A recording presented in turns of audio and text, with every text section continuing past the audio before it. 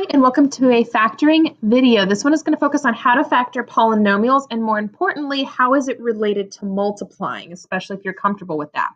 So first things first is to get some vocabulary out of the way in case you don't know. So in case you haven't seen it before, a binomial is something that has two terms. So something like 2x plus y is considered a binomial because you have one here and then here's the second term. And then a polynomial is probably not as familiar, but very popular in any algebra class. Polynomial is something that has many, many terms. So we're going to use those a little bit today. Like the first one, multiplying binomials or two terms. And you may have already seen this, but it's always a good review because we're going to use it today. So you always, what I like to call this is double distribution. So that 2x that you see goes to both pieces. So there's the first time that I'm distributing. So 2x times -7. And then I have this down here, so 3x right there. And then I have to make sure that +3 also goes to the -7, minus 21. And then here's where I rope the common terms together, or, hence my little cowboy theme. So I still have that 2x squared that is hanging on, but now I have -11x right there in the middle, minus 21. And that's going to be your final answer. That is a trinomial, something that has three terms. But you could also call it a polynomial if you'd like. Go ahead and pause this video and try to do number 2 and number 3. 3 is a little trickier, so I'm excited to see what you can come up with. Go ahead and play the video when you'd like to check both of your answers. All right, welcome back to multiplying binomials before we jump into the more stuff. Right here is the first answer for you. So again, double distribution. And then your final answer is right there in the red, so you can find it. This one was a little bit different. Notice it said squared, and if you haven't seen that before, or you can't remember what that does.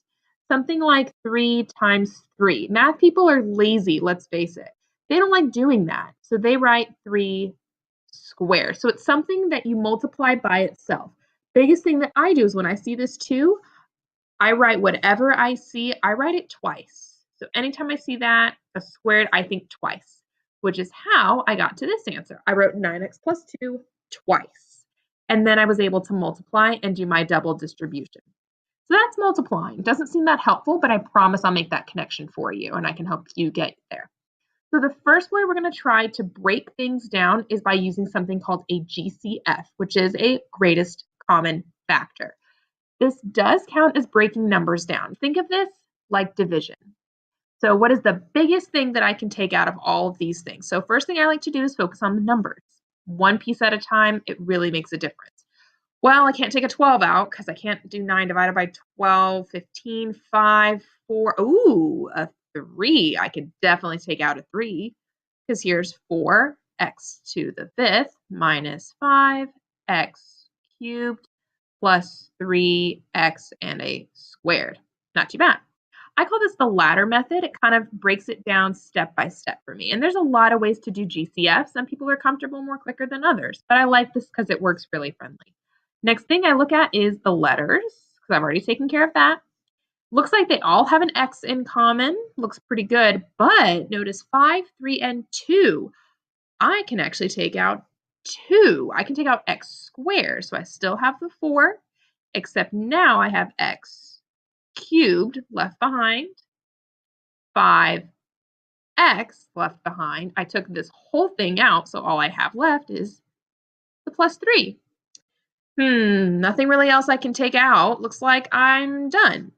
Good news is, this thing that you have right here in the front, that is your greatest common factor. And we write it like multiplying, 3x squared. That is something that they have that factor in common. And then I write the last part right next to it, 4x cubed minus 5x plus 3. And I box that up because that is a final answer. Best thing about these is you can always check your work. It's really quite helpful that we can. So I can do 3x squared times 4x cubed. That is 12x to the, there's my answer there. 3x squared times -5x would be -15. X cubed, I got that one. And then here's the last one, 9x squared. I got it right. Go ahead and pause the video again and try to do example 5 on your own. and then play the video when you're ready to check. Hey, welcome back. Here is your answer to number 5. Looks just like that. Not too bad. So notice I took a 2 out from the very, very beginning. I'll kind of scroll up here. I'm going to try to redo that box down there for you. So I'm going to ungroup all that kind of stuff together. All right, first thing first, feel free to fast forward if you got the answer correct or you feel comfortable. So right here, that's where my 2 came from. Then I looked at the x's to see what's going on here. Looks like I can only take 1 out.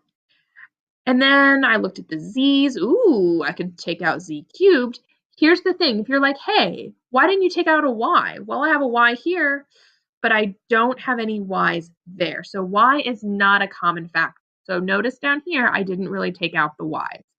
And there's the box for your final answer. So the y unfortunately had to stand. Feel free to multiply it back together to check your work. All right, so here's what we're going to do. We're going to try doing this a little differently. This is something that I call grouping, and we're going to start with 4 terms. And what I like to do is I rope the first 2 together, and I rope the last 2 together. It's kind of nice. You're like, that doesn't seem like it's helping much, because we're still trying to do what we did before and break everything down. So move that over. All right, what you're going to do is you're going to look at the first 2 terms. Let me zoom in a little bit more here and see what they have in common. Well, I see an x, so I'm going to take that out. And then it looks like I still have an x and a 3, positive 3. All right, not too bad. Go to the next piece. What do you guys have in common? Well, I don't have an x. Ooh, but it looks like I can divide by 4 on both of them. Well, x is left over there. 12 divided by 4. Oh, that's interesting. They both have that x plus 3 piece in common. All right. I'm going to take out that entire x plus 3 piece, and what do you know is left behind? X plus 4. Ta-da! Welcome to 4-term grouping, or factoring. That counts as factoring. You took that big polynomial above, broke it down to something a little bit smaller.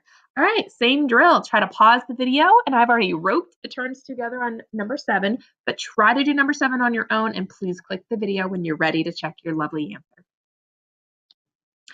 Welcome back. Welcome. All right, this one was a little sneakier because not only did you have a number that you could have taken away, but you also could take out a letter. So this one was especially sneaky. Hopefully when you got there, you took out a 3 and a y from both. And the first one kind of makes sense. I have a 4y. The weird thing is right here. Well, if I took the whole thing away, do I need to put a 0 there? Because that wouldn't make sense. But there's always a hidden 1. And the way I think of that is, okay, well, here's 12y squared, 3y times -1. Oh, -3y. That's where that is, that hidden 1. That one's probably the sneaky part. Next, hopefully you saw a positive 2. Notice you have that 4y minus 1. They both have it. Well, let's take that out. And then I'll just see the 3y plus 2 is left. Final answer, you have factored. It's kind of friendly once you get used to it. I love these kind of examples. It really makes me feel good when I understand them.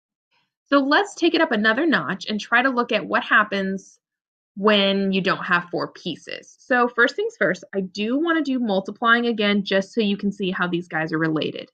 So right here, b squared. Here is 2b, not 2b is not part of this. Welcome to math, not Shakespeare in English. Right here I have -6b. And then the very last one, here's -12. And then we do what we do best, combine those common terms, minus 4b minus 12. Notice that's what we got over here. So here's the interesting part. What we really need to do, because once we get it to this step right here in yellow, we feel pretty good because we can do what we did above. The tricky part is going from here back up to here. That's very, very tricky. That's not always easy for us to see. So here's some patterns I want you to catch to maybe help you get there. Notice this number and this number, when you multiply them, that last number right there, it looks like at some point you have to combine them. Notice how we had to add those numbers together? Excuse me. And that got us the middle number. That is exactly what we're going to try to do here, is we're going to try to figure out two numbers that would multiply to get to the last number, because that's what happened above, but somehow those numbers also add to get to the middle number. So let's try that. So on this one, multiplying to get to negative 12, all right? I have to add to get to negative 4. Well, I could try 4 negative 3. That does multiply. Ooh. But if I added them, that gets me to positive 1. That doesn't match this one. But if I try positive 2 and negative 6, oh, if I added those, that would get me to negative 4. That's what I'm looking for. Not too bad. So here's what I do. I keep the b squared, and all you're going to do is take this one right here in green, this middle piece, and we're going to rewrite it with positive 2b right here with that number minus 6b, which is this number, and then minus 12. Notice these are exactly the same thing. These are exactly the same thing. I just kind of broke it down a little bit more using a pattern. Now you're back to where you were. You do a little bit of roping the cattle. You rope the first two together, and you rope the last two together. Not too bad. All right, let's take them out. All right, it looks like I can take a b out of there. And I still have a b left. Positive 2 is left behind. Looks like I have a negative I can take out and a 6. Very interesting. All right, plain old b. Looks like I now have a positive 2. Look at that. B minus 6 times b plus 2. It's exactly what we had up here. Pretty fancy, right? That's how they go together. That's exactly what we're going to do. We're going to multiply to get to the last number and add to get to the middle. All right, let's go ahead and try that with our first example here, trying to factor. What I like to do is I love making that little t-chart. I think it makes a really big difference. And sometimes you got to be a little bit careful, especially when there's a number in front. So I like to put number 1. So you always have to do first and the last together. All right, that's positive 45. My job is to come up with two numbers that add to get to the middle number. All right, 45, 9, and 5. Ooh, I see a negative here, so maybe make them both negative. Negative 5, negative 9. That multiplies to positive 45. But that doesn't add to negative 12, so that one X marks the spot. Not going to work. All right, how about negative 3 and negative 15? That could work for 12. Oh, no, that's negative 18. That's not going to work. Oh, man. What about negative 1, negative 45, maybe? Nope, that's also not going to work. That kind of stinks. Let's see if I can come up with anything else. I wonder, is there a GCF I can take out? Well, none of those have anything in common. So if you can't do anything, there's no GCF at all. And it doesn't even look like I have a little shortcut. This lovely creature, if you can't break it down at all, is called prime. This is a prime polynomial. Put this really big so you really get to see that. Prime, something that cannot be broken down. You try one that breaks down. So I could probably start to go, except looky. They all have something in common. Well, let's take that out from the very beginning. Make our lives a little easier. All right, I see an x squared plus 2x minus 15. All right, let's do the t-chart again so I can come up with some numbers. Again, I love it because I think of it like a logic puzzle. All right, I always like to put a hidden 1. So first times the last, negative 15 adds to the middle. First times the last adds to the middle. All right, let's come up with some numbers. All right, negative 15. I could do, let's see, I could do 1 and negative 15. Well, that's not going to get me to add to 2, that's not going to work, huh? Let's see, maybe I could do -1, that's not going to work. Hopefully you might be really good at these logic puzzles, and you saw that you could do +5 and -3. It does multiply to -15, and it does add to get to the middle. Sweet. So what we're going to do is replace it out. So here's x squared. And again, instead of the positive 2x, you're going to replace it with your numbers. Positive 5x minus 3x, because that's the same thing like that, minus 15. Now you do what you do best and you rope yourself some cattle. Rope these two together, rope the last two together. All right, looks like I have an x I can take on out of there. And I have an x plus 5. Sweet, rockin' and roll. This one, interesting, because they both have negatives. Ooh, kind of copied that one a little bit. So let's take out a -3. And oh, would you look at that?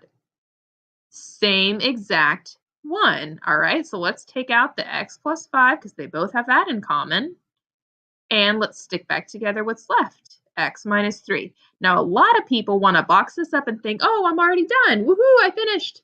Except you have to be careful. Do not forget about this little guy, that little line of mine, that GCF. That needs to be in your final answer. Don't forget to include it. A lot of people forget. And then if you would like, you can always multiply all these pieces, see if you get back to the beginning. But that's factoring. All right, if you'd like to stick around because you want to get it to stick, cactus, stick it, you can pause the video and try to do 11, 12, and 13 on your own to see how you can do. When you're ready to check all of your answers, hit play, and I'll go through them one by one. All right, number 11. Hopefully you noticed a GCF. You could have taken a 2 out. That was probably the sneakiest part of this one, is seeing that you could take a 2 out of there. All right, same drill. I need to multiply to 22, add to get to 13. 2 and 11 multiplies to 22, adds to 13. Replace the one that's in the middle. Again, I can always highlight is what I like to do. Helps me keep track of what I'm replacing. Do the same thing. Rope your terms, rope your cattle, and then don't forget to put that GCF right there in the very, very front. That's the final answer you should have got for number 11. Alrighty, number 12. Doesn't look like I have a GCF at all.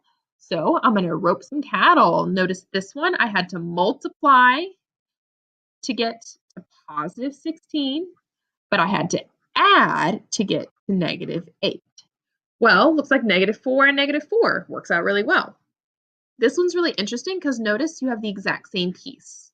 So what we like to do in math, again, because we're lazy, we put it back to squared. We saw that at the very beginning of the notes. This is something that we call a perfect square trinomial. Maybe think because the sides have the same length, perfect square, kind of like that. All right, the last one was definitely the most challenging of what we've seen today. So here again, looks like, ooh, I can take a number out. And you can also take out a letter. So this one had a huge GCF, was 2K. And then you had to get really creative because you had to multiply to positive 100, add to -20. There is a combination. Looks like that. Go ahead and rope those cattle up, rope the common things together. Don't forget the 2K in front. Notice these are the exact same answer. Math people are lazy. Put it back together with a nice squared in the very front. And that's your final answer.